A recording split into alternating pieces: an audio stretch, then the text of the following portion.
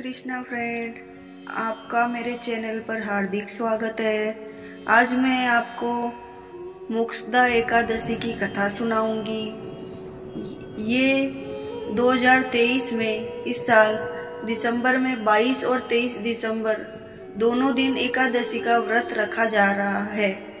अगर आप एकादशी का व्रत रखते हैं तो आपको एकादशी के व्रत के नियमों को भी अच्छे से मानना चाहिए। और ये एकादशी मार्गशीर्ष मास की शुक्ल पक्ष की एकादशी मोक्षदा एकादशी कहलाती है। दरअसल एकादशी व्रत दशमी तिथि की शाम से शुरू हो जाता है।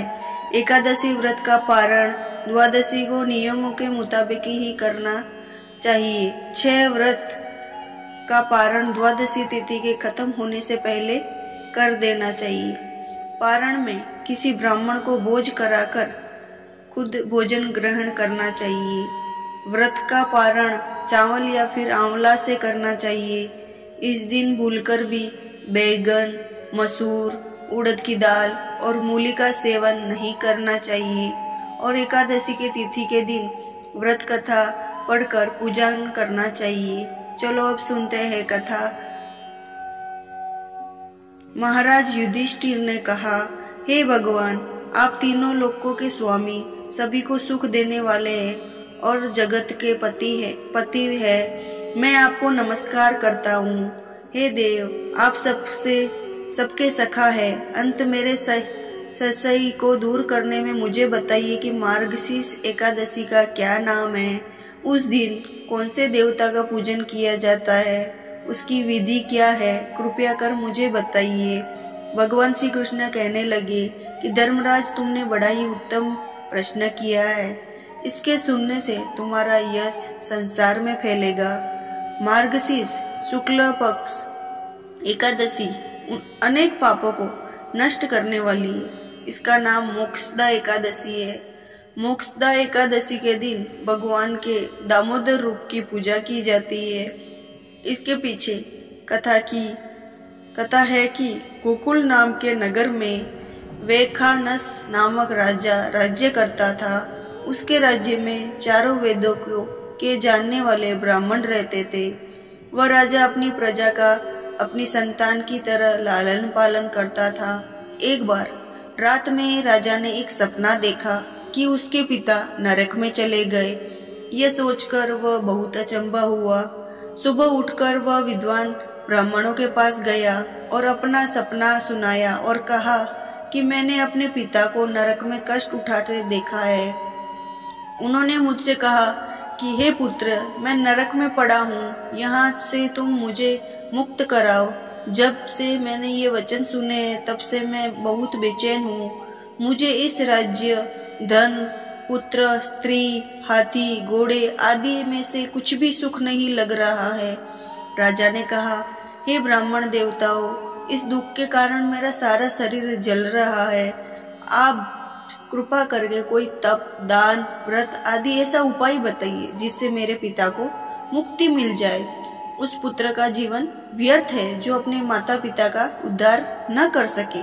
एक उत्तम पुत्र जो अपने माता पिता और पूर्वजों का उद्धार करता है, वह 1000 मूर्ख पुत्रों से अच्छा है। जैसे एक चंद्रमा सारे जगत में प्रकाश कर देता है, परंतु हजारों तारे नहीं कर सकते। ब्राह्मणों ने कहा, हे राजन, यहाँ पास ही भूत, भविष्य, वर्तमान के ज्ञाता पर्वत ऋषि का आश्रम है। आपकी समस्या का हल वे जरूर करेंगे। ऐसा सुनकर राजा मुनि के आश्रम पर गया। उस आश्रम में अनेक शांत चिंत योगी और मुनि तपस्या कर रहे थे। उसी जगह पर्वत मुनि बैठे थे। राजा ने मुनि को साष्टांग दंडवत किया। मुनि ने राजा से सांगोपांग कुशल पूछी। राजा ने कहा कि महाराज, आपकी कृपा से मेरे राज्य में सब कुशल है, लेकिन अकस्मात मेरे चित्त में अत्यंत अशांति होने लगी है। ऐसा सुनकर पर्वत मुनि ने आंखें बंद की और राजा के भूत के बारे में विचार करने लगा। फिर बोले, हे राजन, मैंने योग के बल से तुम्हारे पिता के कुकर्मों को जान लिया है। उन्होंने पूर्व जन्म में कामातुर होकर एक पत्नी को रति दी, किंतु सौत के कहने पर दूसरी पत्नी को ऋतुदान मांगने पर भी नहीं दिया। उसी पाप कर्म के कारण तुम्हारे पिता को नरक जाना पड़ा। तब राजा ने कहा, इसका कोई उपाय बताइए। मुनि बोले, हे राजन, आप मार्गशीर्ष एकादशी का उपवास करें और उस उपवास के पुण्य को अपने पिता को संकल्प करें। इसके प्रभाव से आपके पिता की अवश्य नरक से मुक्ति होगी।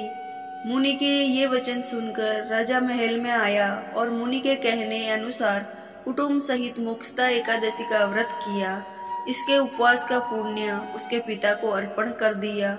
इसके प्रभाव से उसके पिता को मुक्ति मिल गई और स्वर्ग में जाते हुए वे पुत्र से कहने लगे, हे पुत्र, तेरा कल्याण हो। यह कहकर स्वर्ग चले गए। इसीलिए इस एकादशी को मोक्षदा एकादशी कहते हैं। जो लोग मोक्षदा एकादशी का व्रत करते हैं उनके समस्त पाप नष्ट हो जाते हैं। इस व्रत से बढ़कर मोक्ष देने वाला और कोई व्रत नहीं है। इस दिन श्री कृष्ण का स्मरण व गीता का पाठ करना चाहिए। गीता में भगवान श्री कृष्ण के कर्म योग पर विशेष बल दिया है तथा आत्मा को अजर अमर अविनाशी बताया है। जिस प्रकार मनुष्य पुराने कपड़ों को उतारकर नए कपड़े धारण कर लेता है, उसी प्रकार आत्मा भी जर्जर शरीर को छोड़कर नया शरीर धारण कर लेती है। मोक्षदा एकादशी के दिन मिथ्या भाषण, चुगली तथा अन्य दुष्कर्मों को त्याग कर सद्गुण अपनाने से मोक्ष की प्राप्ति होती है। जय श्री कृष्णा फ्रेंड। अगर आपको मेरी कथा अच्छी लगी हो तो सबको शेयर करना और मेरे चैनल को लाइक और सब्सक्राइब